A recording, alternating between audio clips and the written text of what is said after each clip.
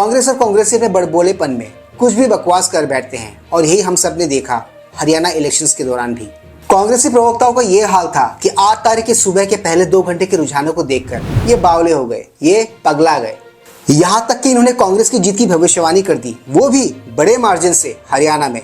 वो अलग बात है, हरियाणा के इलेक्शंस जीते नहीं, वो हार जरूर गए और वहां से शुरू हुई इनकी ट्रोलिंग, लेफ्ट, राइट और centre. Please like, share, subscribe YouTube channel ताकि हम ऐसे कंटेंट्स बनाते रहें। ऑलराइट दोस्तों, वीडियो को कंटिन्यू करते हैं आगे। फिर आज के इस ब्लॉग में हम देखेंगे नेता विपक्ष एलओपी राहुल की जलेबी पॉलिटिक्स, जो हरियाणा में बुरी तरह फेल हो गई क्योंकि वहां वो बुरी तरह हार गए।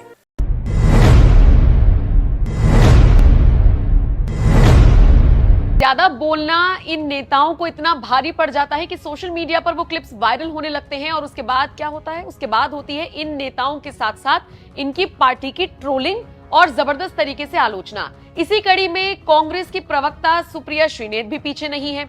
बड़े बड़े दावे कर रही थी और लिखित में देने को तैयार थी कि हरियाणा में बीजेपी को अगर 20 सीटें भी आ जाएं तो वो इसे बीजेपी का अच्छा प्रदर्शन समझेंगी। यानी कि उन्हें उम्मीद थी कि बीजेपी ओवर कॉन्फिडेंस और लापरवाही अच्छे अच्छों को लेकर डूबता है। कांग्रेसी और कांग्रेस कोई एक्सेप्शन नहीं है, इनके साथ भी एग्जैक्टली वही हुआ। मोए मोए हो गया इनका। हरियाणा से पूरी तरीके से बाहर हो जाएगी और 20 सीटें, सोचिए 90 विधानसभा सीटों पर चुनाव हुए हैं और वो बीजेपी को 20 सीटों पर सिमटा रही थी। आज की अगर मैं बात करूं तो जब मतगणना शुरू हुई, जब नतीजे सामने आने लगे, शुरुआत में जो रुझान सामने आए उसमें कांग्रेस 63 तक आगे पहुंच गई थी। यानी रुझानों में 63 सीटें कांग्रेस को मिलती हुई नजर आ रही थी। तो लग रहा था कि शायद सुप्रिया श्रीनेत ने सही बोला है।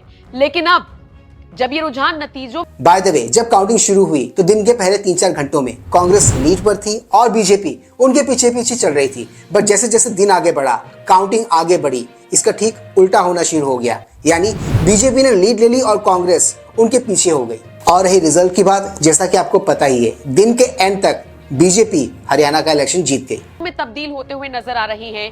जब ईवीएम का पूरा जो नतीजा है वो सामने आ रहा है तो ऐसे में बीजेपी अपनी बढ़त बनाती हुई दिख रही है।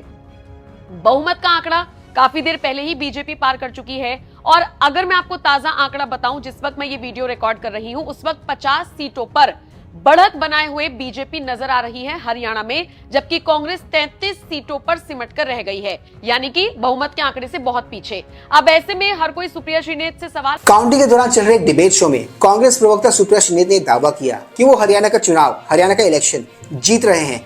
पर जैसे जैसे दिन आगे बढ़ा, काउंटिंग आगे बढ़ी, बीजेपी ने लीड ले ली कांग्रेस से, वो भी एक बड़े मार्जिन से। तब भी ये कांग्रेस सपोर्टर और कांग्रेसियों को दिलासा देती हुई देखी गई। पूछ रहा है कि आप तो कह रही थी कि 20 सीटों पर सिमट कर रह जाएगी बीजेपी और ये बीजेपी का बहुत अच्छा प्रदर्शन होगा। तो ऐसे में जब सुप्रिया श्रीनेत से एक न्यूज एजेंसी एएनआई ने बात की तो वो जानते हैं क्या कहती हुई नजर आई? फिर से एक बार दम भरती हुई नजर आई कि ये तस्वीर पलटेगी। सुनिए जरा सुप्रिया श्रीनेत ने क्या कुछ कहा। ये तस्वीर अभी बहुत जल्दी पलटेगी और तस्वीर पलटते हुए देर नहीं लगेगी। हमारे लिए अच्छी खबर हरियाणा से भी आएगी, हमारे लिए अच्छी खबर। इसे कहते हैं कॉन्फिडेंस। कॉन्फिडेंस हो तो ऐसा हो, वरना ना हो। इस सिचुएशन पर मुझे एक मूवी का पुराना डायलॉग याद आ रहा है, मुझे हो तो नथुलाल जैसी हो, वरना ना हो। कांग्रेसियों का भी यही हाल है। जम्मू कश्मीर से भी आ रही है। मेरा अपना मानना है कि जैसे बिहार में एक बार हुआ था, 12 बजे से अपने इलेक्शन को ऑल आउट कर दिया था और फिर तस्वीर पलट गई थी, वही हरियाणा में होगा। बड़ी देर से मैं इलेक्शन कमीशन की वेबसाइट देख रही हूँ, जिसको अब अधिकांश चैनल दिखा रहे हैं। वहां पर डेटा भी चेंज नहीं हो रहा है। हमारा वोट शेयर काफी आगे है बीजेपी से और ये सीटों में जरूर तब्दील होगा। जो ग्राउंड रिपोर्ट्स आ रही हैं वो 3 या 4 राउंड एवरेज हुए अभी और उसमें हम आगे हैं। मैम, लेकिन कई सीट ऐसी हैं जहां पर आप 10-10, 15-15 हजार के मार्जिन से पीछे हैं।